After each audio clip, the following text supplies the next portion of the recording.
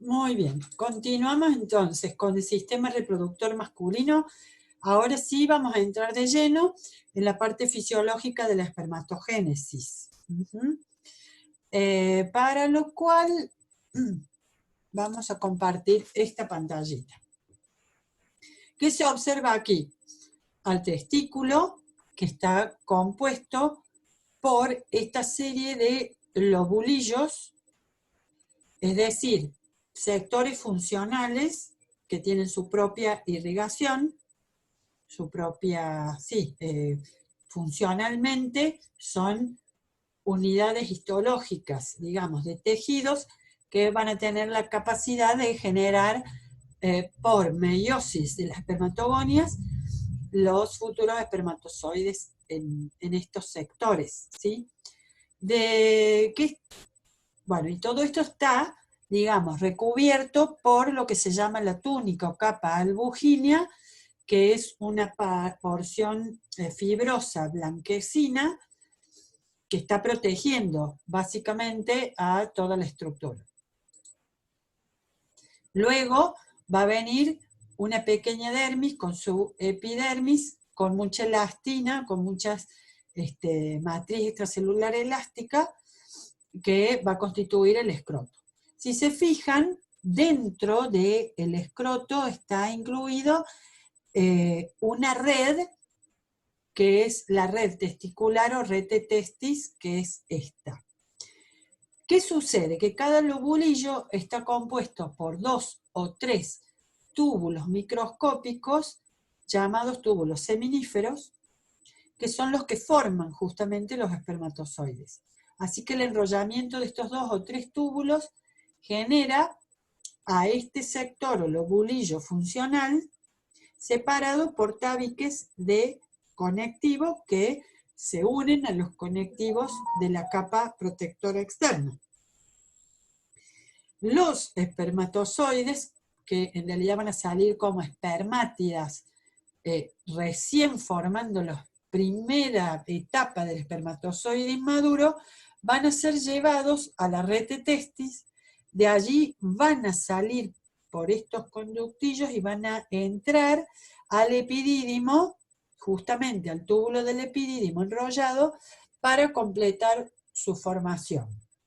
Y luego van a salir a los conductos deferentes ya maduros y con capacidad de movilizarse, aunque no hayan adquirido su máxima expresión en la motilidad y en el gasto metabólico de esa motilidad.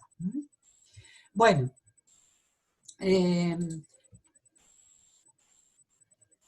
ahora desde Silverton vemos cómo Silverton lo presenta al testículo a el corte que hace en una sección donde se puede observar luego el corte a través de un túbulo seminífero, cómo se forman allí las espermátides, y luego un mayor aumento de esa imagen. Para lo cual,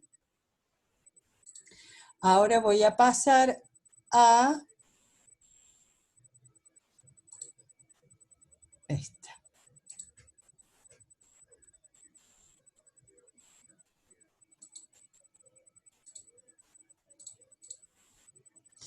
Bien, entonces ahora sí compartimos la presentación de Silverton y podemos observar entonces cómo los tabiques de conectivo están separando los sectores o los lobulillos dentro de la gónada, y en un corte transversal vamos a poder observar que hay una parte central, que sería la luz del túbulo seminífero, y una serie de células formando la pared del túbulo, y finalmente la que sería la lámina basal de las células que están más en la periferia. Y si observamos un detalle de esto sería esta figura que está aquí abajo. ¿Qué se observa aquí? Que entre un túbulo y otro, porque acá hay otro túbulo, acá hay otro túbulo, y acá hay otro, y así, entre túbulo y túbulo, que va a haber un conectivo, que sería este. Esto sería el túbulo, como si hubiéramos cortado acá una porción de pizza, y entonces acá tenemos las células que conforman el túbulo seminífero, la lámina basal, digamos, ¿sí? Y acá un conectivo o intersticio. Esto sería el tejido intersticial entre túbulo y túbulo. Como buen conectivo, es el que trae la inervación y la irrigación. O sea que acá vamos a observar qué cosa, capilares sanguíneos. Lo cual no es extraño de esperar porque acá va a haber células endócrinas, que ya vamos a ver. Pero ahora nos vamos a enfocar acá en la pared del túbulo. Si ubicamos, las primeras células que aparecen contra la periferia, fuera del túbulo seminífero, están lo que van a ser las células originantes de todas las otras. Estas que son las células germinales, son las células que cuando este varón era embrioncito, migraron, digamos, y se metieron aquí adentro como células germinales. Y que cuando el varón alcanza la pubertad, por una orden de hipotálamo hipófisis y hormonas que la hipófisis envía, más otras, estas células comienzan a reproducirse. Primero por mitosis. ¿Por qué? Porque van a dejar dos células por mitosis, una que va a quedar como una reserva y la otra que se va a transformar en espermatogonia. La espermatogonia va a ser lo que sería la célula madre que tiene que dar por meiosis 1 y meiosis 2 a los espermatozoides. Entonces, acá tenemos células germinales y espermatogonias. Las espermatogonias comienzan a sufrir la meiosis 1, dejando dos células que van a ser los espermatocitos 1 o espermatocitos primarios, que ya son haploides, ¿no es cierto? Porque la meiosis 1 es la reduccional, o sea, ya van a tener 23 cromosomas. Los espermatocitos primarios sufren meiosis 2, dejando los espermatocitos secundarios, las espermatogonias se preparan y dan a los espermatocitos 1, que sufren meiosis 1, dando los espermatocitos secundarios o 2. Y estos sufren meiosis 2, dejando otras dos células cada uno, que serían las espermátides.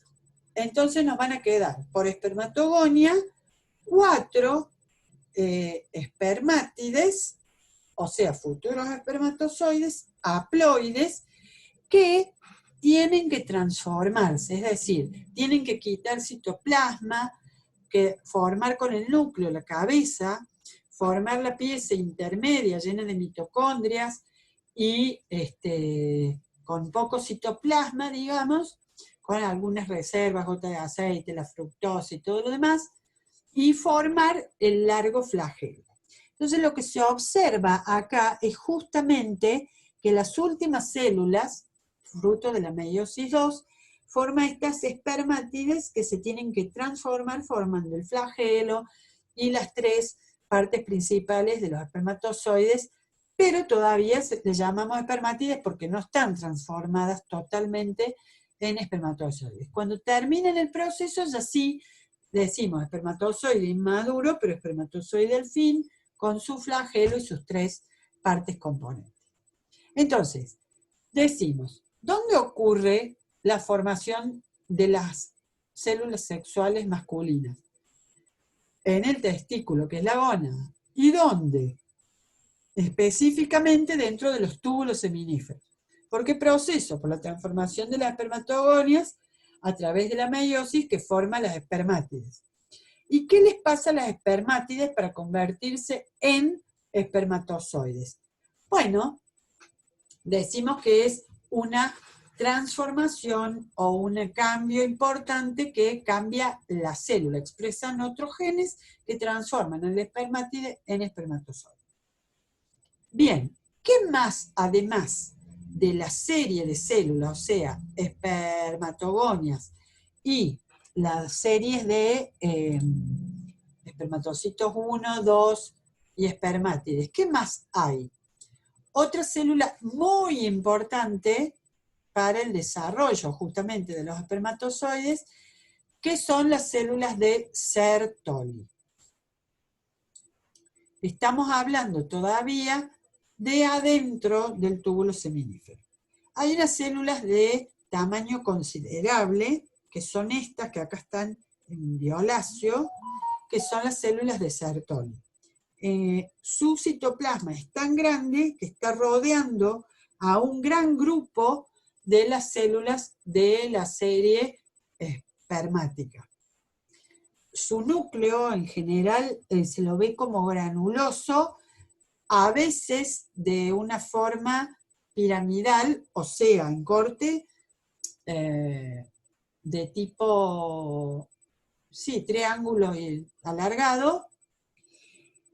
Y estas células son junto a, digamos, las originales de la serie, importantísimas para el desarrollo espermático. No solamente rodean al grupo, sino que aseguran la provisión de factores, digamos, sustancias, y la concentración de hormonas masculinas necesaria para que estas células que están haciendo meiosis y transformándose hagan una espermatogénesis normal. Para lo cual vamos a tener que entender que este proceso de formar los espermatozoides requieren de que lleguen a través de la sangre y difundan hormonas hipofisarias que eran las gonadotrofinas. Si ustedes recuerdan, hipófisis liberaba FSH y LH. Entonces, cuando el varón se desarrolla en la pubertad, va a ser la primera vez que por inducción hipotalámica, hipófisis libere FSH y LH, que en el varón las va a liberar a las dos juntas, y desde ese día hasta que decaiga en la vejez ese nivel hormonal, FSH y LH, las dos gonadotrofinas, van a estar presentes en cantidad importante en el varón y van a difundir desde la sangre hacia todos los túbulos seminíferos que hay dentro de este testículo. ¿Quién es importante ahora que ingrese o difunda desde la sangre hacia el túbulo seminífero para la espermatogénesis? FSH. Si bien el nombre lo tomó del lugar donde la mujer genera su célula sexual, es decir, el folículo ovárico, y se le puso hormona folículo estimulante, ¿quién es la contraparte del folículo en el varón? O sea, ¿cuál es la estructura que genera la célula sexual en el varón? El túbulo seminífero, que no es un folículo, es un tubo, pero es la contraparte o el equivalente. Entonces, si la folícula estimulante estimulaba la estructura que generaba al óvulo, bueno, acá la folícula estimulante tiene que ingresar al túbulo seminífero para estimular la formación de espermatozoides.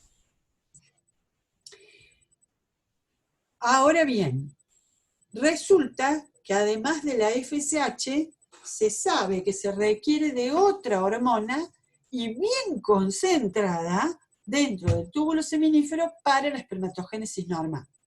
Y esa hormona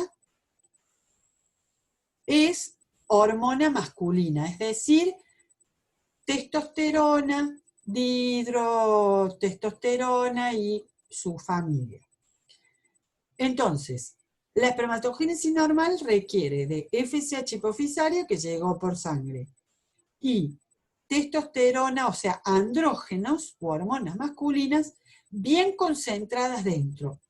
La sinergia, el concurso de las dos juntas hacen espermatogénesis normal. Pero entonces la pregunta ahora sería, ¿y de dónde sacamos andrógenos concentrados? Los sacamos de acá, del intersticio de este tejido que está entre el enroscamiento de un túbulo y otro, está este intersticio, este conectivo. Y en especial en este intersticio se descubrieron unas celulitas que las van a ver siempre dibujadas, teñidas como de coloradito, y a veces con una forma medio triangular grande, que son las células intersticiales o de Leydig. Leydig primero con Y y luego con I latina. Las células intersticiales o de Leydig son células endócrinas. Son células que sintetizan hormonas esteroideas, andrógenos y fundamentalmente testosterona. Estas hormonas, estas células de Leydig, están liberando en el varón constantemente a demanda hormona esteroidea masculina, andrógenos, que entran al túbulo seminífero y son capturados por las células de Sertoli, y las células de Sertoli liberan una proteína que se llama ABP, que es una proteína que se une a andrógeno, o sea, la proteína que libera las células de Sertoli o que tienen las células de Sertoli, están tomando moléculas de testosterona y concentrándola. ¿Para qué? Para que haya mucha testosterona acá en el túbulo y no se difunda, no se escape, no se tampoco degrade por las células. Repito, por sangre llega la hormona FSH que estimula a las espermatogones y espermatocitos a seguir con la espermatogénesis. Pero no lo podrían hacer si no estuviera el concurso con los andrógenos.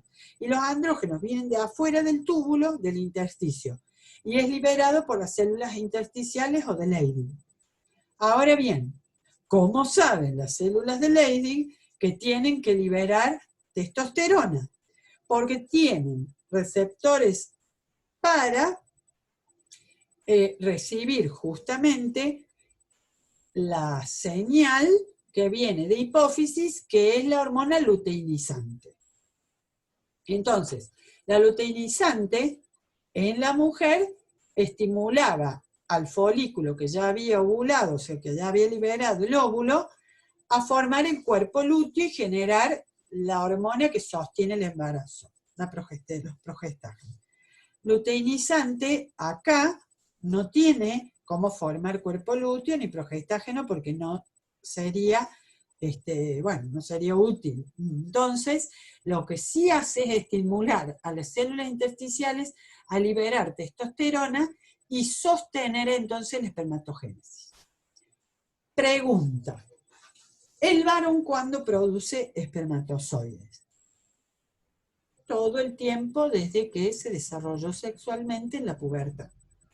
Entonces, todo el tiempo hay FSH y LH hipofisaria entrando al testículo. Todo el tiempo FSH está estimulando la formación de espermatozoides y a través de las células de Sertoli, y todo el tiempo LH está estimulando las células de Leydig para que liberen testosterona, para que la concentre la proteína que generan las células de Sertoli. Entonces, atención con lo que voy a decir.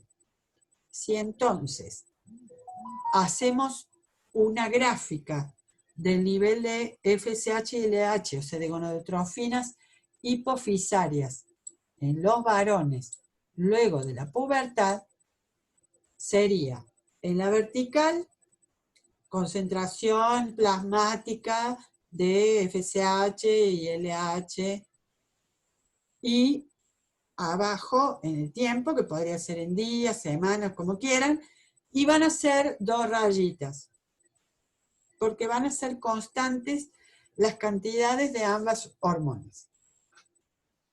Por otro lado, si dejamos de graficar las hipofisarias y ponemos abajo un gráfico del nivel de hormonas masculinas, o sea, andrógenos, y de,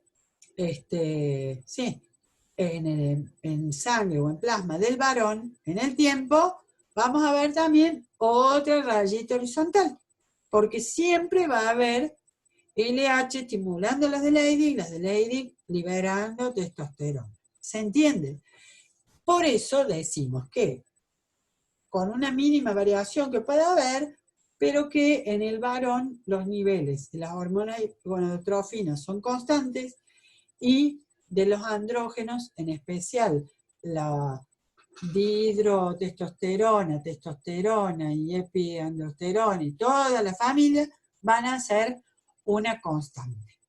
Por eso el varón produce constantemente espermatozoides, los cuales va a tener en reserva, básicamente en el epidídimo y en los conductos deferentes, saliendo en el momento de la eyaculación por el resto de los conductos expulsados por la uretra, acompañado de todas las secreciones glandulares que no vimos. Pero siempre tiene millones de espermatozoides en forma de reserva, ¿sí? Bueno, entonces, siempre entre estos túbulos buscamos entonces el intersticio con las células de Leydig. Y no confundir con los tabiques de conectivo que están separando los lobulillos funcionales, digamos, del testículo, ¿sí? Bueno, cuando termina la formación de las gametas, entonces vamos a tener que las espermátides se van a ver transformadas en espermatozoides con sus 3 componentes fundamentales: cabeza, pieza media o intermedia y colo flagelo. Y que lo importante de destacar es que es,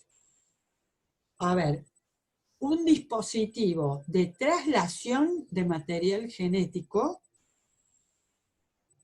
de la genética del varón, ¿sí? Única célula flagelada en nosotros. Tenemos muchas ciliadas, pero la única flagelada. Y, obviamente, solo el varón las posee. Este dispositivo de traslación de información genética varonil debe ser por eso que ellos tienen tan conectado toda la energía de su alegría vital al auto o a la moto.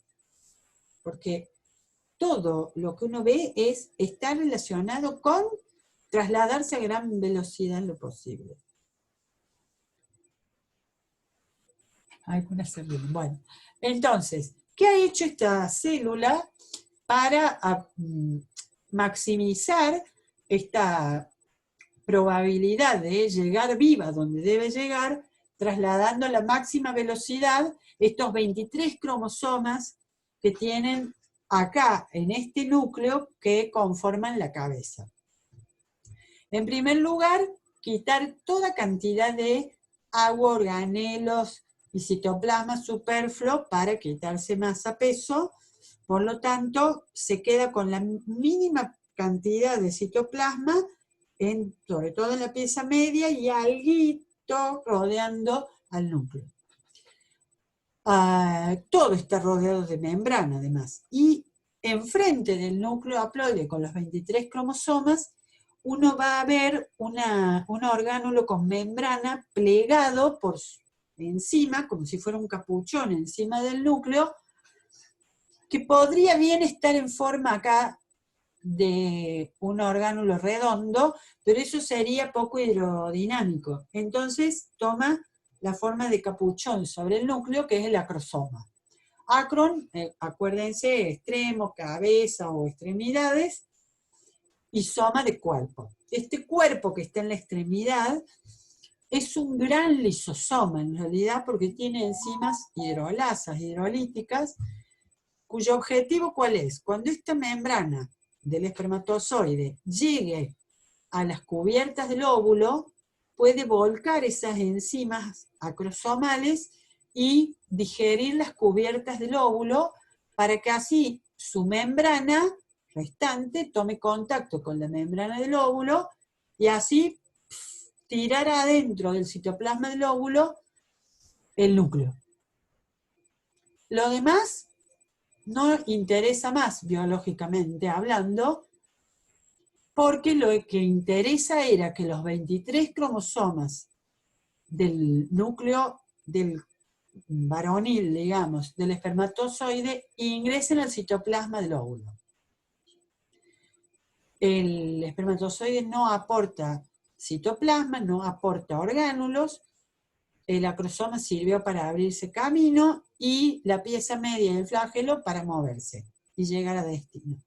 Por lo tanto, una vez que se introduce el núcleo, ya ahora en el citoplasma del óvulo pasa a llamarse pronúcleo masculino y los 23 cromosomas que tenía el óvulo pasan a llamarse pronúcleo femenino. Y se tienen que juntar los 23 cromosomas de ambos pronúcleos. Bueno, acá en la base del flagelo, detrás del núcleo, hay un dispositivo derivado de centríolos que se han transformado en lo que se llama el cuerpo basal del flagelo.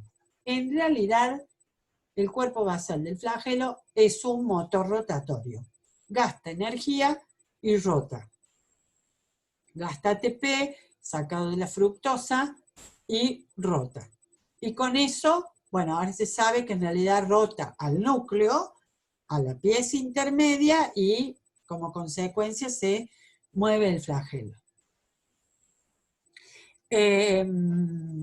Bueno.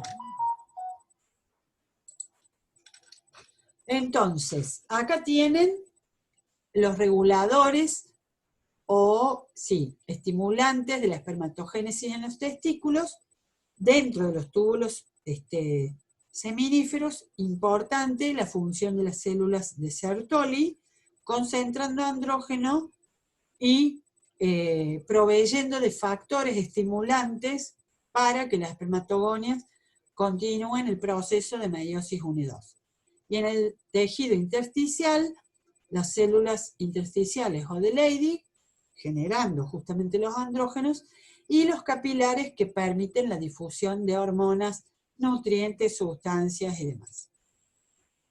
Bueno, acá se nota cómo las células de Sertoli están ayudando con sus grandes citoplasmas a abrazar todas estas células y además permitiendo con los andrógenos concentrados y demás que las espermátides se transformen, alargándose y demás, en espermatozoides. Vale. Esto ya lo dijimos, que sería la estructura de los espermatozoides.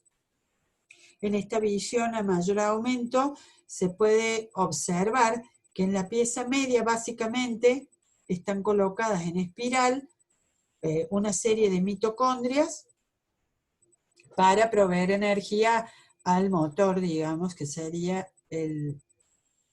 la base, digamos, del flagelo. Y bueno, acá tienen todos los componentes del semen, que ya hemos hablado bastante de eso.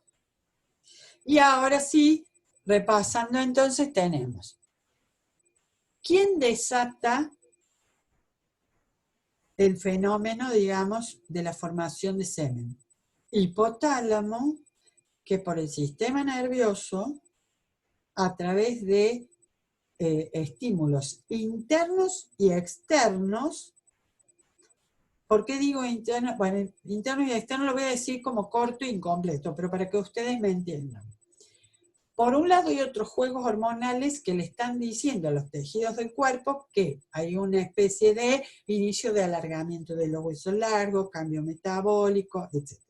Por otro lado, hay alguna especie de reloj biológico que está indicando de que esta personita ya con estos años, a partir de 9 puede darse el desarrollo hasta 14, 15, pero lo más normal es alrededor de los 12, o en el varón a veces un poquito más, 13, comience hipotálamo a liberar el GnRH, o sea, la hormona liberadora de gonadotrofina.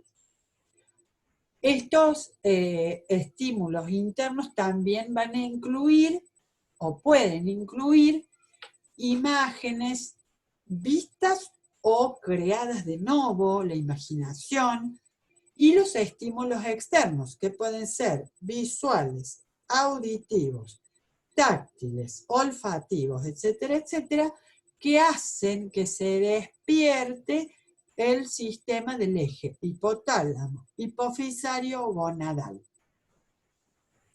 El eje hipotálamo hipofisario gonadal entonces comienza cuando aparece por primera vez en el plasma de ese varoncito la GnRH. La GnRH implica que va a ir a estimular a las células intersticiales a que liberen, por medio de la LH, testosterona. Y al haber testosterona, cuando encuentre dentro células de Sertoli estimuladas y FSH, van a comenzar por primera vez la formación de semen.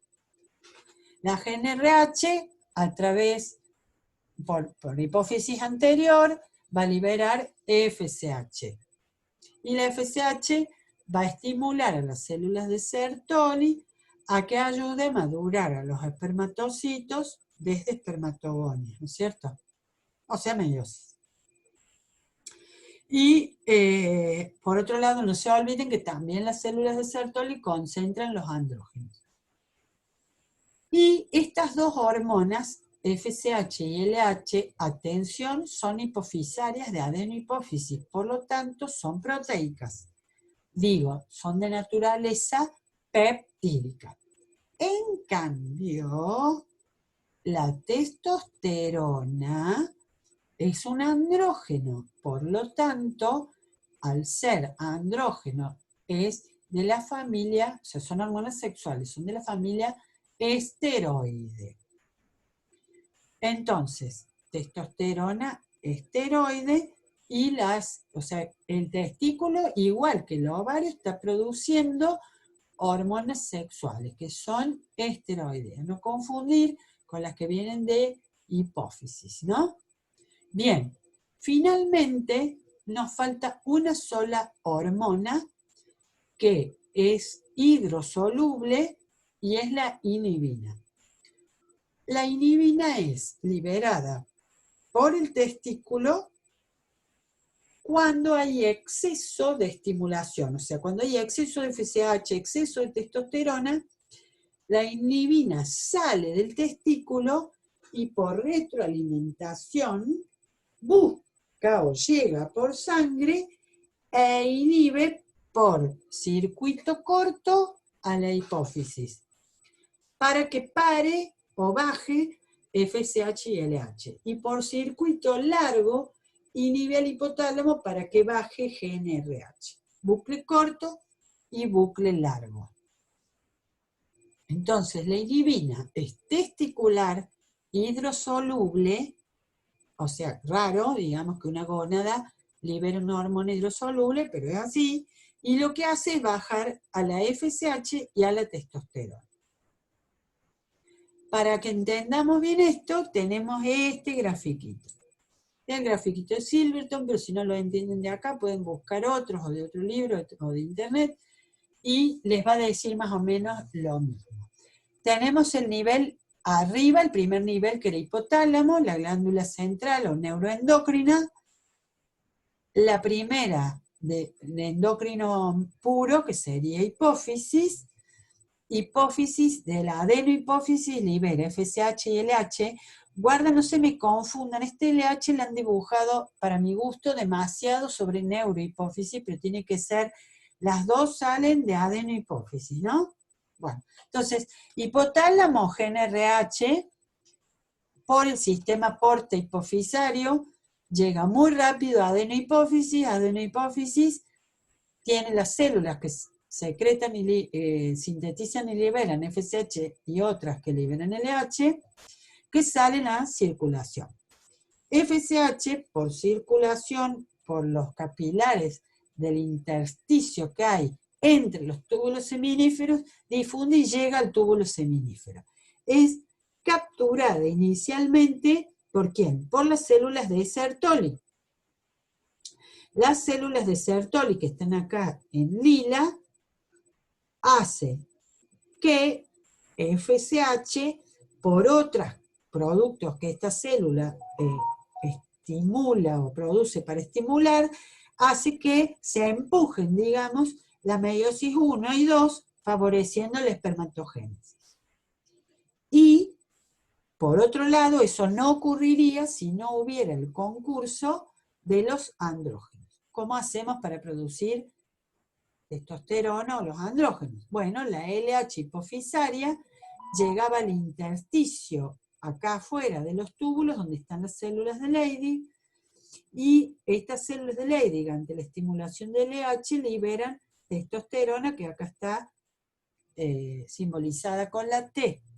La testosterona es lipídica, pasa tranquila y puede ingresar a las células de Sertoli y concentrar las células de Sertoli andrógenos acá, que con los productos de la estimulación de la FSH hacen que este proceso de espermatogénesis sea normal. Bueno, y ¿qué es esto que hay acá? Bueno, resulta que dijimos que cuando FSH estimula las células de Sertoli produce una proteína que es la que unidora de andrógenos, el ABP, Androgen Binding Protein, o sea, proteína que une andrógenos. Esta es la que captura la testosterona y la concentra para asegurar que acá haya una espermatogénesis normal. Esto, si hay más GnRH, hay más gonadotrofinas y entonces comienza a aumentar la producción testicular de espermatozoides, y si no frenamos, esto puede ir en aumento, con lo cual llevaría a un incremento de volumen, tamaño testicular, epidídimo y demás, y esto no ocurre. ¿Por qué? Porque hay una inhibición que, voy a buscarla acá, tendría que estar acá, una inhibición que es que las células de Sertoli producen la inhibina, y la inhibina, por circuito corto, inhibe la producción de FSH, la liberación de FSH hipofisaria, ¿sí? Y por otro lado, hay inhibiciones, atención, la testosterona cuando aumenta mucho, también retroalimenta inhibiendo en circuito corto y largo a hipófisis e hipotálamo. La diferencia está en que la testosterona es producida entre los túbulos y la inhibina sale de dentro de los túbulos. Pero son inhibidores por retroalimentación